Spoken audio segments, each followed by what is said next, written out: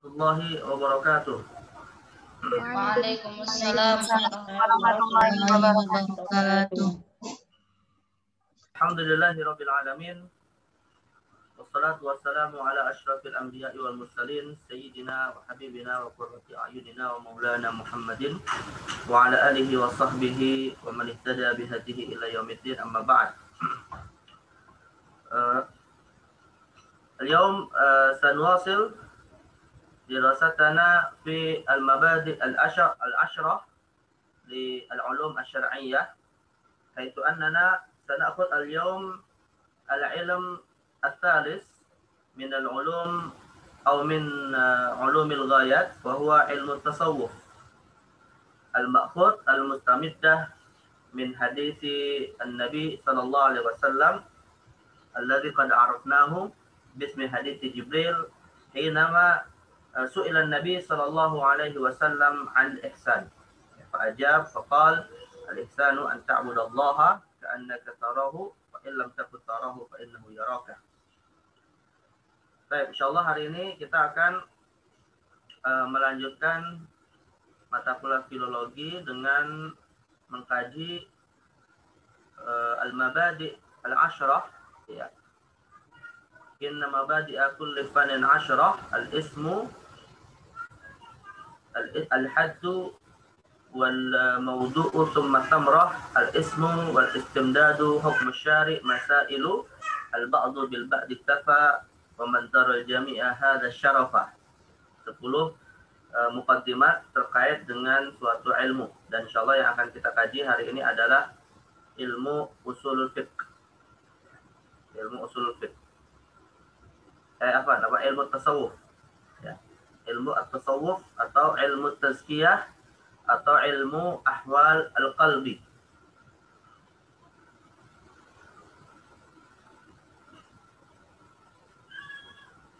Baik. Wassalat surah. PowerPoint-nya sudah terlihat? Sudah Ustaz.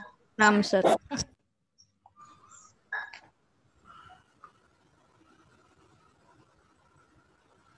Baik.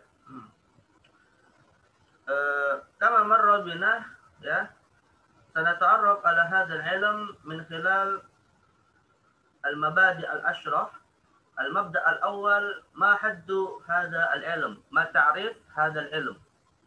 Apa definisi dari ilmu tasawuf? Definisinya kama dzakara al-ulama, ya, anna ilmu tasawuf huwa atau anna tasawuf huwa a'malul zahir wal batin al-muzakkiyah lin-nafsi. Jadi al-ilmu fi ma'rifati a'malil zahir wal batin al-muzakkiyah lin-nafsi. Al-zahir huwa al-adab wa hiya al-a'malul zahira ay a'malul jawarih kadz-dzikr, wal batin huwa al-akhlaq wa hiya al-a'malul batinah kat-taqwa min haitsu hiya khuluqun batin. Nah, jadi ilmu tasawuf itu didefinisikan oleh para ulama sebagai ilmu yang berbicara tentang a'malul zahir wal batin al-muzakkiyah lin-nafsi. Ya. Jadi ilmu yang berbicara tentang amal-amal manusia yang bersifat zahir dan batin yang berfungsi untuk al-muzakkiyah lin-nafs, ya, untuk mensucikan jiwa, ya. Maka di sini kalau kita bicara ilmu tasawuf dalam konteks amal zahir memang beririsan dengan ilmu fikih, ya.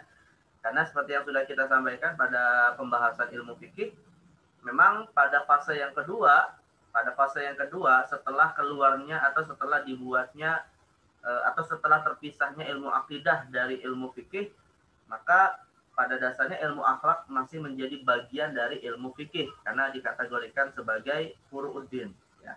Ini sudah kita bahas pada pembahasan tentang ilmu fikih. Tapi pada fase yang ketiga kemudian furu'uddin, ya, atau cabang-cabang agama yang terkait dengan masalah hukum dan juga masalah akhlak ini kemudian dipisah. Ya, untuk masalah akhlak lantas kemudian menjadi satu ilmu tersendiri yang disebut ilmu tasawuf, ya. Di mana memang ilmu tasawuf juga beririsan dengan ilmu fikih dari sisi ada kaitannya terkait dengan masalah amal zahir, ya. Walakin walakin ilmu tasawuf ya binisbati li mawdu'ihi fi a'maludz zahir khasun bil a'mal al-muzakkiyah lin nafas ya. Hanya mengkhususkan pada amal-amal yang itu bisa berfungsi sebagai cara untuk mensucikan jiwa. Ya, misalnya kadzikr misalnya ya, kasratul dzikri dengan riyadhah fisik ya, memperbanyak amal soleh yang walaupun itu bersifat mutlak misalnya ya seperti sholat dan seterusnya. Nah itu juga pada dasarnya kan terkait dengan masalah fikih juga. Hanya saja kalau fikih fokusnya hanya dalam atau fokus fikih itu terkait dengan masalah hukumnya. Tapi kalau fokus tasawuf dalam a'maludz zahir ini terkait dengan fungsinya ya sebagai al-muzakkiyah nafas. Nah yang berbeda dengan fikih secara langsung adalah bahwa ilmu tasawuf itu terkait dengan masalah a'malul batin. Nah, ya, terkait dengan masalah amalul batin. Ya, ke ahwalul qalbi, ya, seperti melatih kekhusyuan, melatih keikhlasan, melatih kesabaran, yang itu masuk dalam wilayah a'malul qalbi yang tidak menjadi bagian dari ilmu fikih. Ya, walaupun tentu masalah apa yang ada dalam qalb ini juga ilmu fikih juga sebagian ada yang menjadikannya sebagai objek ya seperti niat misalnya itu juga termasuk bagian dari ilmu fikih gitu. Nah makanya seperti yang tadi saya katakan antara ilmu tasawuf dan ilmu fikih ini memiliki keteririsan ya karena memang berawal dari satu ilmu yang sama, hanya saja yang menjadi pembeda adalah fungsinya. Kalau ilmu fikih terkait dengan agar ibadah kita sesuai dengan aturan syariat, tapi kalau ilmu tasawuf ini lebih kepada aspek bagaimana melatih jiwa hingga menjadi seseorang yang disebutkan dalam Al-Quran fa'alhamaha fujuraha wa taqwaha qad aflaha man zakkaha. Jadi kalau ditanya apa sih yang dimaksudnya ilmu tasawuf? Ya, ilmu tasawuf itu adalah ilmu yang berfungsi untuk mentazkiyah an-nafas melalui amal zahir ataupun melalui amal batin yang sesuai dengan aturan syariat. Baik, hadza huwa haddu ilmu tasawuf ay ta'rifuhu. Tsumma ma mawdu' ilmi tasawuf? Apa objek dari ilmu tasawuf? Jadi objek dari ilmu tasawuf itu adalah a'malun nufus zahiran wa batinan min haitsu tazkiyah. Sebenarnya maudhu' ilmi at-tasawuf itu sama ya dengan maudhu' ilmi fiqih. Ya, min haitsu anna mawdu'ahuma ma yata'allaqu bi tasarrufatil insan. Ya, walakin kama qultu sabiqan anna ilmu tasawuf khasun fi at-tazkiyah. Ya, jadi sebenarnya secara maudhu', secara objek ilmu ya fikih dan ilmu tasawuf itu sama ya, yaitu tasarrufatul insan, perbuatan manusia. Tapi ya sama seperti definisinya tadi yang kita ketahui bahwa untuk ilmu tasawuf ini lebih memfokuskan kepada tujuan tazkiyah ya, tujuan untuk mensucikan jiwa. Ingat ya, bacanya tazkiyah ya, bukan tazkiyah. Tema asal ya tullah ya talibat. Mal farqu baina tazkiyah wa tazkiyah bil zaid? Apa beda antara tazkiyah dengan huruf za dengan tazkiyah dengan huruf za? Anda tahu bedanya? Ya talibat. Ma makna at-tazkiyah bil za? Adal za zai ya. Bacanya zai. Zai apa zal? Kecerdasan. Hah? Kecerdasan? Kecerdasan Ustaz. Kecerdasan zaka bizai. Bizza za. Apa? Artinya apa? Kalau dengan za. Setelah huruf dal za. Nah, itu apa? Artinya tazkiyah. Ya. Allah SWT berfirman ya dalam Al-Quran, hurrimat alaikumul maitatu, terus apa? Wadam walahmul khinzir. Hurrimat alaikumul maitu walahmul khinzir. Terus hurrimat alaikumul maitah wadam walahmul khinzir. Ya, yang ada ayat wal munkhaniqatu wal mawqudatu wal mutaradiyatu wan natihatu wa ma akalat illa ma zakaitum. Nah, illa ma zakaitum. Ya, illa ma zakaitum. Sembelih. Hah? zakaitum. Sembelih. Izan at-tazkiyah bisa sembelihan, ya. Nah, itu jangan salah menyebut ya.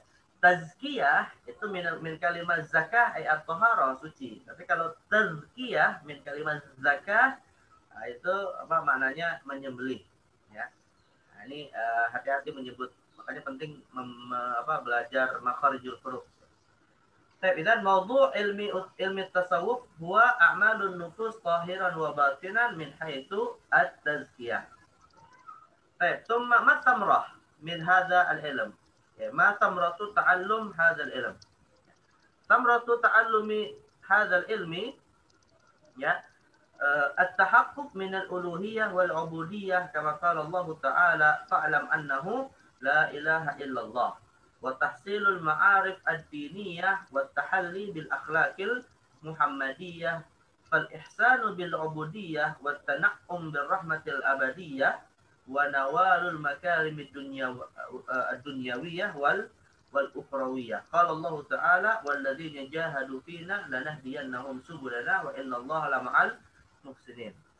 Jadi fungsi dari belajar ilmu tasawuf itu adalah at-tahaqquq min al-uluhiyyah wal ubudiyah, untuk mendapatkan bentuk penyembahan yang hakiki kepada Allah Subhanahu wa taala. Jadi bukan hanya kita bicara, misalnya kita bicara salat dalam konteks fikih bukan hanya sebagai untuk memenuhi kewajiban saja misalnya, tapi betul-betul dalam rangka untuk menjadi abdullah al-khalis gitu ya. Karena kalau kita bicara fikih, ya orang yang sudah melaksanakan ibadah sholat, sudah memenuhi syarat dan rukunnya, ya dia sudah dikatakan sah, dalam arti tidak wajib mengqadha'nya gitu. Tapi apakah kemudian sholatnya dikatakan bisa memberikan manfaat baginya untuk pahala di akhirat misalnya? Nah, belum tentu. Itu kembali kepada bagaimana dia berniat, bagaimana dia menjadikan sholatnya itu sebagai suatu bentuk ibadah kepada Allah Subhanahu wa taala. Nah, jadi dengan kita belajar ilmu tasawuf, ini lebih kepada agar ibadah-ibadah yang kita lakukan itu betul-betul memiliki makna ubudiyah kepada Allah Subhanahu wa taala. Ya, maka dari situlah akan lahirlah al-akhlaqul Muhammadiyah, akhlak yang merupakan akhlak yang diajarkan oleh Rasulullah SAW, karena khuluqul Quran, ya. Juga akhlak yang menjadi tamroh, buah dari ibadah yang sahih, seperti yang disebutkan dalam Al-Quran, inna salata tanha 'anil fahsya'i wal munkar. Nah, jadi dia bukan hanya kemudian ibadahnya berwujud penampakan zahir saja, tapi juga membuahkan akhlak yang baik. Nah, itu cara bagaimana meramu agar ibadah kita ini melahirkan akhlak yang baik setelah at-tahaqquq minal ubudiyyati wal uluhiyyati lillah, yaitu dengan kita mempelajari teori-teori dalam ilmu at-tasawuf. Nah, ini dasar-dasarnya disebutkan dalam Al-Qur'an, walladzina jahadu fina lanahdiyannahum subulana wa innallaha lama'al muhsinin. Orang-orang yang bersungguh-sungguh fina, ya, dalam beribadah kepada Allah akan diberikan petunjuk jalan kepadanya. Kemudian Allah mengatakan lilladzina ahsanul husna wa ziyadah. Ya, ahsanul husna itu dari ayat ini ya ada hubungannya dengan kata ihsan, ya, yang Nabi katakan anta'budallaha ka'annaka tarahu. Jadi ibadah itu kepada Allah bukan hanya sekedar memenuhi kewajiban, tapi juga untuk ka'annaka tarahu. Dan juga dasarkan kepada hadis Nabi yang menunjukkan kepada manfaat dari belajar tasawuf, ya. An Abi Hurairah radhiyallahu anhu anna Nabiy sallallahu alaihi wasallam qala innallaha qala. Nah, ini hadis marfu atau hadis qudsi kata Libat? Qudsi Ustaz. Qudsi ya. Anna Nabiy sallallahu alaihi wasallam qala innallaha qala. Hadis qudsi awil Quran? Qudsi. Qudsi ya. Qudsi. Karena walaupun dinisbatkan kepada Allah, tapi Nabi tidak perintahkan untuk dimasukkan sebagai bagian dari Al-Quran. Maka termasuk hadis qudsi. Innallaha qala man 'ada li waliyan faqad azantuhu bil harbi wa ma taqarraba ilayya 'abdi bi syai'in habba ilayya mimma aftaratu 'alaihi wa ma yazalu 'abdi yataqarrabu ilayya bin nawafil hatta uhibbahu فإذا أحببته كنت سمعه الذي يسمع به وبصره الذي يبصر به ويده التي يبطش بها ورجله التي يمشي بها وإن سألني لأعطينه ولئن استعاذني لأعيذنه. Hadis hadis masyhur baina al-mutasawwifin, ya.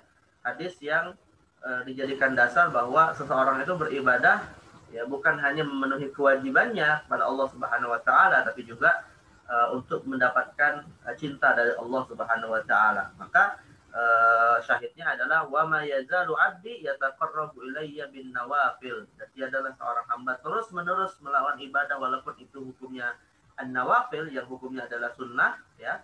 Yang hakikatnya secara fikih sih tidak masalah kalaupun tidak dilakukan gitu. Tapi tetap dilakukan.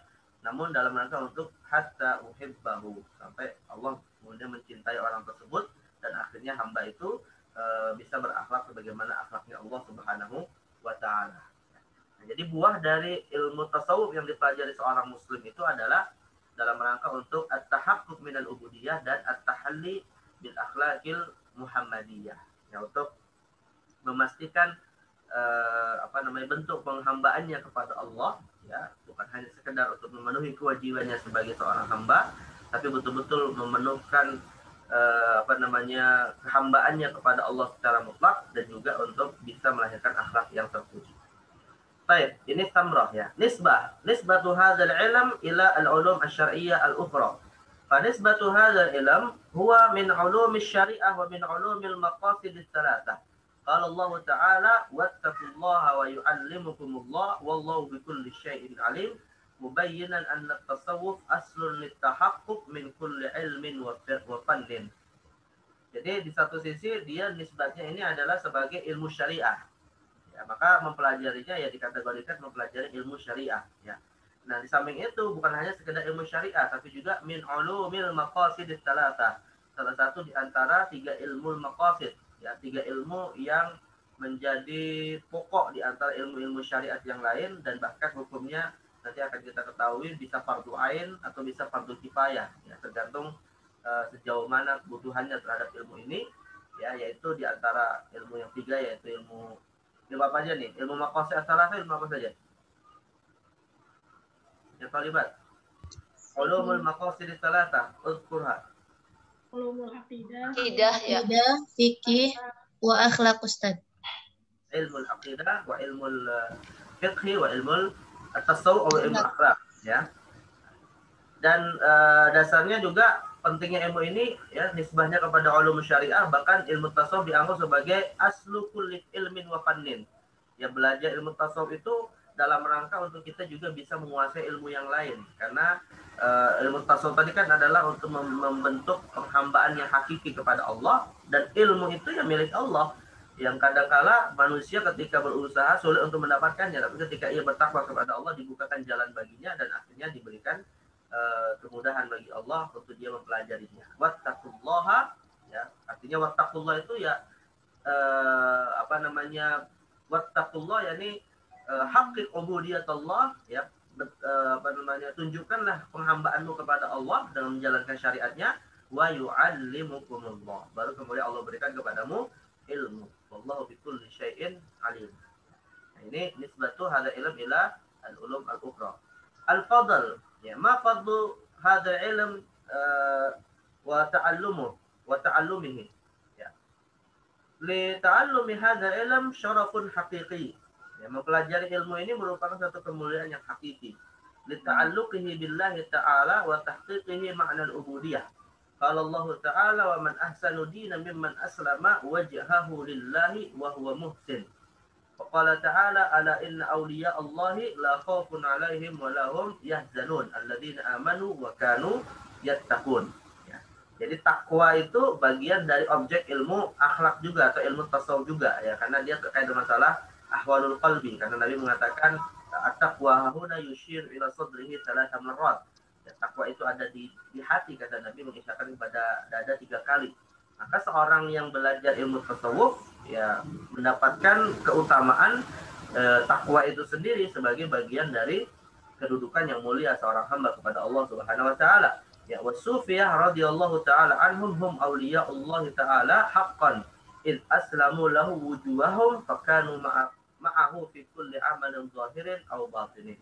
Jadi seakan-akan kalangan tasawuf, ya, yang tasawuf di sini tentunya tasawuf yang bukan hanya tasawuf yang mengandalkan sebagian parsial aja Islam saja, ya, karena yang disebut dengan tasawuf itu kata para ulama yang akidahnya benar, ibadahnya juga dijaga gitu. Jadi bukan hanya yang menghabiskan waktunya hanya zikir di dalam masjid, ya itu bagian dari amalan tasawuf juga, tapi bukan itu saja gitu. Tasawuf yang kita maksudkan di sini adalah tasawuf Islami yang menjangkau seluruh ajaran Islam yang terintegrasi dengan ajaran ilmu-ilmu yang lain. Gitu. Nah mereka ini siapa? Ya mereka lah orang-orang yang bertakwa kepada Allah Subhanahu Wa Taala. Ya, minal ulama'i wa minas salihin wa minal mujahidin ya wa minal min alladziina tafaqahu fid din. Haula as-sufiyya alladziina hum awliyaullah ta'ala, dan aulia Allah itu seperti yang disebutkan dalam surah Yunus, ya mereka sederhananya adalah alladziina amanu wa kanu yattaqun. Ala inna auliya Allah. Ketahuilah sesungguhnya wali-wali Allah. Siapa mereka? Alladziina amanu wa kanu yattaqun. Ya, mereka yang bertakwa kepada Allah Subhanahu wa taala. Ya, tentunya makna bertakwa ketika ibadahnya sudah salimah, ketika akidahnya sudah salimah, kemudian ibadahnya sudah sahihah, dan kemudian akhlaknya juga sudah sesuai dengan ajaran Rasulullah sallallahu alaihi wasallam, wa kana khuluquhul Quran. Baik, summa man al-wadi? Ya, man al-wadi li hadzal ilm? Siapa yang menyusun ilmu ini? Ya. Yang menyusun ilmu ini sama seperti ilmu akidah dan ilmu fikih. Ya, hakikatnya Allah lah yang menyusunnya, dalam arti Allah lah yang mengajarkannya as-salatan sebagai sumber utama, ya, yang kemudian diwahyukan kepada para rasulnya, lalu ilmu ini diilhamkan kepada para khawasu awliyaihi, ya, kepada para ulama yang akhirnya menyusunlah secara sistematis setiap ilmu-ilmu Islam, ya, apakah ilmu akidah, atau ilmu fikih, atau ilmu akhlak. Nah, tapi kalau kemudian disebut perorangan, siapa sih yang sebenarnya dinisbatkan kepadanya ilmu tasawuf yang pertama kali menyusunnya secara sistematis? Maka dalam hal ini ya banyak pendapat ya yang menyebutkan hal tersebut. Ada yang mengatakan orang yang pertama kali disebut sebagai sufi adalah Abu Hashim misalnya. Ada juga yang mengatakan bahwa yang menyusun ilmu tasawuf secara khusus ada namanya seorang ulama Abdurrahman As-Salami yang menulis kitab Tabaqatus Sufiyah misalnya. Tapi ya ala kulli hal sama seperti ilmu akidah, ya, pada dasarnya adalah ini ilmu yang diambil dari ilmu Allah melalui ajaran Rasulullah Sallallahu Alaihi Wasallam. Ya. Lalu disistematisasikan oleh para ulama, khususnya ya seperti misalnya dinisbatkan kepada Syekhus Sufiyah Al-Junaid Al-Baghdadi misalnya. Ini secara wadi umumnya ya. Kemudian ism, ya, nama ilmu ini apa? Nah, nama ilmu ini apa? Ilmu ini dikenal dengan nama ilmu tasawuf, atau disebut juga dengan ilmu tazkiyah, atau disebut juga dengan ilmu akhlak, atau juga disebut dengan ilmu ahwalil qalbi, seperti disebutkan oleh Imam Abu Hamid Al-Ghazali dalam Ihya Ulumuddin. Dan istilah tasawuf, mungkin kalian sudah dapat ya materi tasawuf. Ini mustawa sadis sabi tamin ya, sudah kita pelajari corak tasawuf dalam tafsir ya. Iya. Ingat nggak? Ada berapa mazhab tentang definisi tasawuf? Iya. Ingat? Kam mazhab? Ada 2 mazhab, ya. Mazhab yang pertama, ada yang berpendapat bahwa kalimat tasawuf mushtaqqah, ya, minal alfadhil arabiyyah, wa minas safa wa minas suffah, ya, wa min as-safa was suffah wa ada 3 masalah itu ya. Ini pendapat pertama. Tapi kebanyakan para ulama tasawuf sendiri seperti Imam Al-Qushairi misalnya lebih cenderung mengatakan bahwa tasawuf itu adalah istilah kalimat mustalah yang la istiqaqan, yang dia tidak berasal dari bahasa apapun, dari bahasa Arab. Jadi laisa minas safa ya wa laisa minas suffah wa laisa minas suf, ya, suf pakaian yang terbuat dari as-suf gitu. Dari sisi qiyasul lughah tidak diambil dari istilah-istilah itu, tapi dia menjadi satu istilah yang masyhur digunakan untuk makna yang bersifat istilahi, yaitu untuk siapapun yang yang menunjukkan dirinya sebagai seorang al-abdul mutahaqqiq min tazkiyatin nafsi, ya. Jadi akhlaqu ya isma sufi alal abdil mutahaqqiq min tazkiyatin nafsi nisbatan lil fi'li ila Allah ta'ala ay saffahu Allah ta'ala wa safahu, ya. Jadi sufi itu tidak diambil dari kata apapun, tapi diitlaqkan ya oleh sebagian kalangan, sebagian para ulama tasawuf untuk menunjukkan kepada perbuatan Allah bahwa Allah itu soffahu, Allah itu mensucikannya. Jadi ya. Nah, berdasarkan ayat tadi walladzina jahadu fina lanahdiyannahum subulana wa innallaha lama'al muslimin. Nah, tsumma innahum ja'alu dzalika masdaran ishtaqu minhu isma tasawuf lil ilmi wa mutasawwifun lil muridi wa huwa al mujahidu li nafsihi talaban lit tazkiyah ibtigha'a wajhillahi ta'ala. Jadi kalimat tasawuf ini sebenarnya secara qiyas lughah tidak ada dasar kepada bahasa Arab gitu ya. Tidak ada qiyas atau tidak ada istiqaq kepada alfaz Arabiyah, apakah dari sisi fi'il, masdar ataupun dari wazan-wazan yang lain gitu. Tapi para ulama sufiyah itu kemudian mengitlaqkannya kepada perbuatan Allah, yaitu saffahullahu ta'ala. Ya Allah mensucikannya berdasarkan surah Al-Ankabut ayat 69. Maka kemudian dari kata itulah diciptakan kalimat at-tasawwuf dan orangnya disebut sufi atau mutasawwif ya, yang didefinisikan sebagai al-mujahidu li nafsihi talaban litazkiyah ibtigha'a wajhillahi ta'ala. Baik, ada min haitsul ism. Kemudian istimdad, min aina yastamiddu hadzal ilm. Ya, sumber ilmu ini datangnya dari mana? Ya. Nah, sumber ilmu ini dasarnya adalah ya syariat itu sendiri. Ya. Jadi ilmu ini didasarkan kepada syariat minal Qur'ani wa sunnati syarifah. Ya, jadi dia dasarnya adalah Al-Qur'an Sunnah. Tapi ada tanbih ya, ada semacam apa istilahnya catatan bahwa ada sebagian orang yang menisbatkan kepada tasawuf tapi melakukan hal-hal yang itu malah bertentangan dengan syariat. Ya, yang lebih cenderung kepada pemahaman-pemahaman yang bertentangan seperti wahdatul wujud misalnya. Nah, maka para ulama menegaskan fal mukhalafatul mansuba ila tasawuf awil musyahada 'indal muntasibina ilaihi innama hiya minhum la minhu.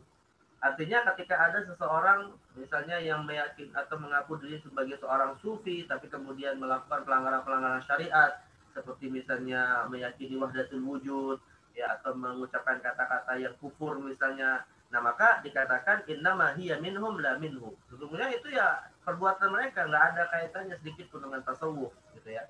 Nah, maka tasawuf itu adalah tasawuf yang memang dia sejalan dengan Al-Quran Sunnah. Kalau itu kemudian amalannya bertentangan dengan Al-Quran Sunnah, ya bukan tidaklah dia disebut tasawuf gitu, tapi hanya disebut sebagai al-mansub ila tasawuf, tapi tasawuf tidak terikat dengan itu atau tasawuf lepas diri dari amalan-amalan itu. Mardudatun alaihim bi kitabillahi ta'ala wa sunnati nabiyyihil mustafa sallallahu alaihi wasallam.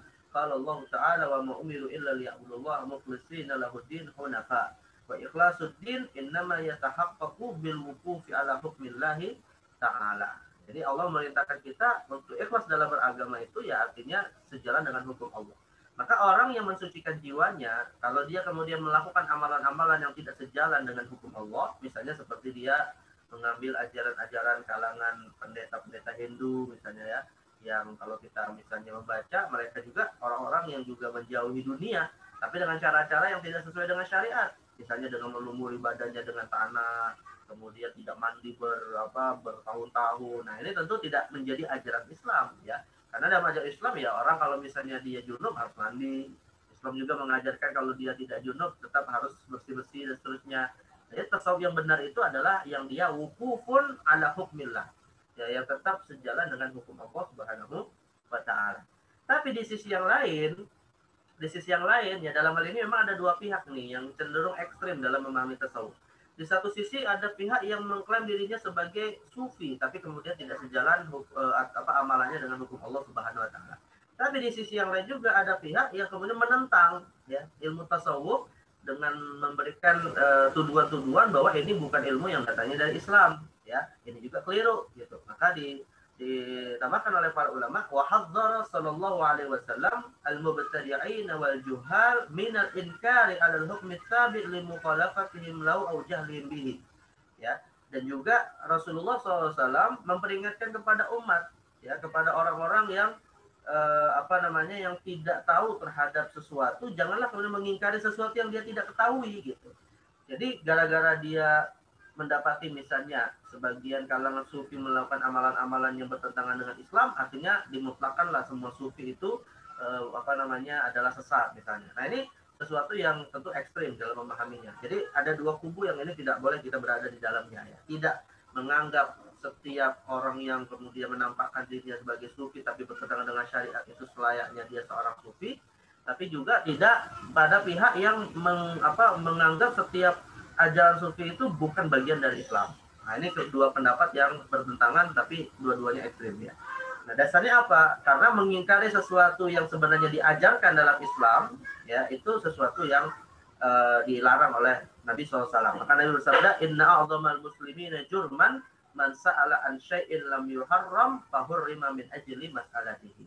Orang yang paling besar dosanya itu di antara umat Islam adalah ketika tidak diharamkan sesuatu, lantas kemudian dia bertanya kepada Rasulullah, ini pada masa Nabi ya, untuk apakah sesuatu itu diharamkan atau tidak, tiba-tiba dari pertanyaannya itu lahirlah hukum yang mengharamkannya. Nah itu akan membuat kesulitan, membuat keberatan bagi sama saudara muslim.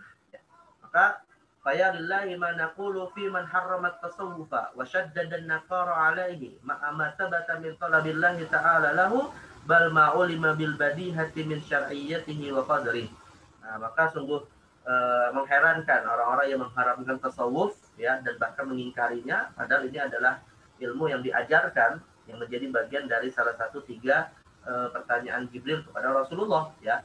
Naqala Ibrahim ibn Abdullah al-Qalanisi anna Ahmad qala 'ala sufiyah ya.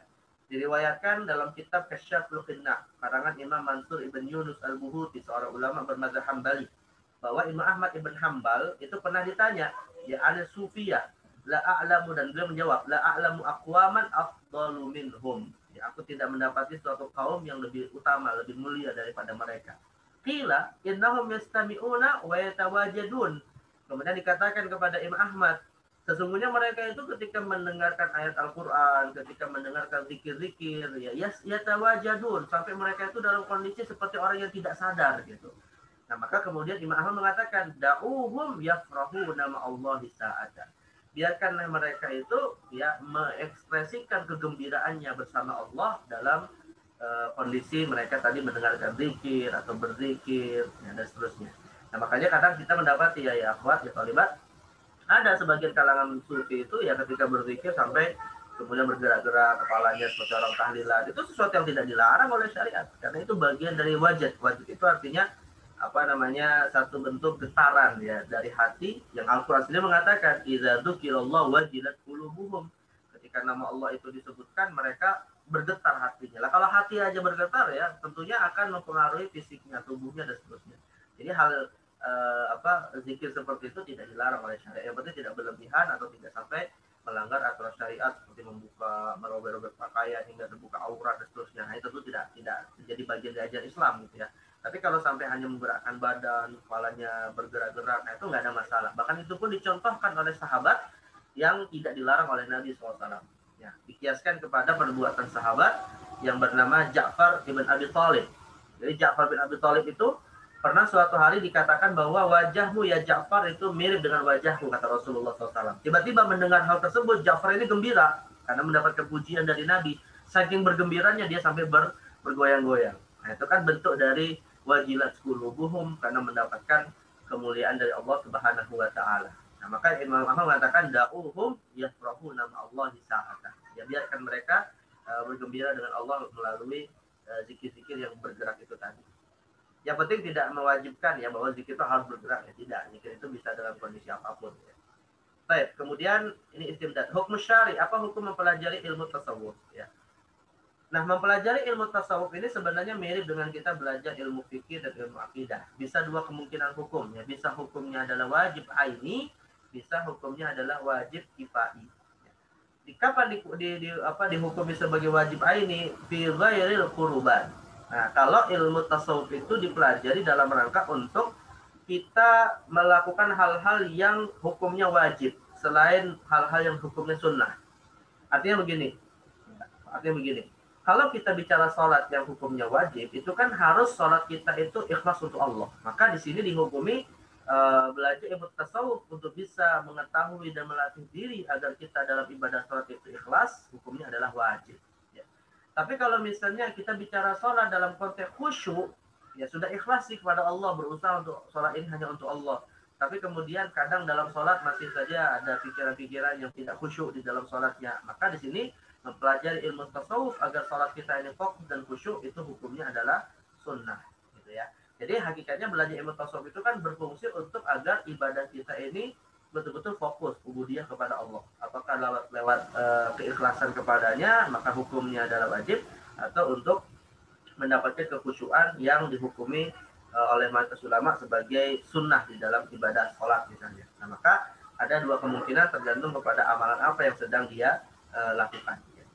Baik, qala ta'ala fastaqim kama umirta mubayyinan wujubahu ala kulli muslimin mukallafin fala yasa'uhu tarkahu illa al-qurubat wa hiya al-a'malu allati talaba fi'laha ala wajhi an-nadbi wal istihbab la al-fard wal ijab bihaitsu takunu sababan lirif'ati wa ziyada wa tamamal amali bil ibadah. Nah, jadi belajar ilmu tasawuf ini bisa dihukumi wajib kalau terkait dengan amalan-amalan fikih yang hukumnya wajib, dan bisa dihukumi sunnah jika terkait dengan amalan-amalan fikih yang hukumnya sunnah. Tadi hadis yang kita baca dalam riwayat Imam Bukhari dari Abu Hurairah bahwa Allah SWT berfirman dalam hadis qudsi, "Wa ma taqarraba ilayya 'abdi bin nawafil." Artinya tasawuf juga terkait dengan amal-amalan sunnah. Ya, maka hukumnya juga mengikuti hukum fikihnya yaitu sunnah. Baik. Yang terakhir adalah masail. Al-masail min hadzal ilm, ya. Masail dari ilmu ini adalah al-a'mal wa atharuha wal mustalahat fihi. Ya, itu yang menjadi masalah-masalah yang dikaji adalah amal manusia yang zahir dan batinan tadi, dan juga pengaruhnya. Bisa saja pengaruhnya ijabiyah, artinya melahirkan akhlak mahmudah, atau bisa juga melahirkan atau pengaruhnya adalah salbiyah, melahirkan akhlak mazmumah, dan juga beberapa mustalah, ya, beberapa istilah-istilah yang memang khusus dikenal dalam ilmu tasawuf. Ya, misalnya seperti ada istilah al-baqa, istilah al-fana, ya, ada istilah al-qutub misalnya. Nah, ini beberapa mustalahat yang dikenal dalam kajian ilmu tasawuf yang menjadi masailnya. Baik. Atau misalnya istilah ahwalul qalbi, istilah al-wajad, istilah al-wujdan, ya.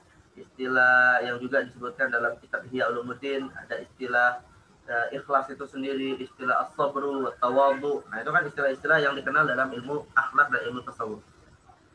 Baik, hadhihi al-mabadi' al-ashrah li ilmi tasawuf.